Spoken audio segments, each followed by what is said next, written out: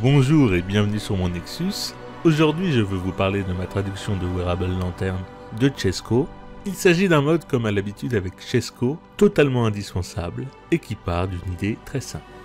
Il vous permet donc de fabriquer des lanternes ainsi que de les porter à la main, jusque là rien de très révolutionnaire, mais aussi de la porter à la ceinture. Ce qui, si vous utilisez des modes qui assombrissent un peu Skyrim, que ce soit ses nuits ou ses donjons pour le rendre un peu plus réaliste, peut s'avérer indispensable. Voici sans perdre de temps un aperçu du menu MCM. Vous aurez aussi optionnellement à gérer le carburant de ces différentes lanternes, du pollen ou des fleurs. Et non, Chesco n'a pas totalement perdu la raison, bien qu'il picole beaucoup, enfin, ça reste entre nous, mais le pollen et les fleurs servent pour les lanternes à base de flamouches et de lucioles. La traduction de ce mode m'a pris un peu de temps, car malgré ce que l'on peut penser, le mode comprend à peu près 500 lignes, plus le menu MCM. Comme vous avez pu le constater, le menu MCM vous permet de faire un certain nombre de choses, de gérer toutes vos options, l'affichage de vos jauges, etc. Je vous propose maintenant de voir comment se fabriquent ces lanternes, pour peu que l'on ait les bons ingrédients.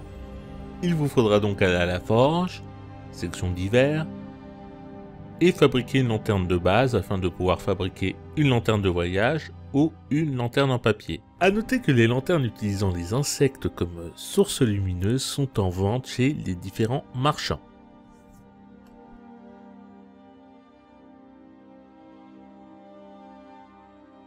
Nous avons maintenant terminé la fabrication de notre lanterne, il ne nous reste plus qu'à l'équiper.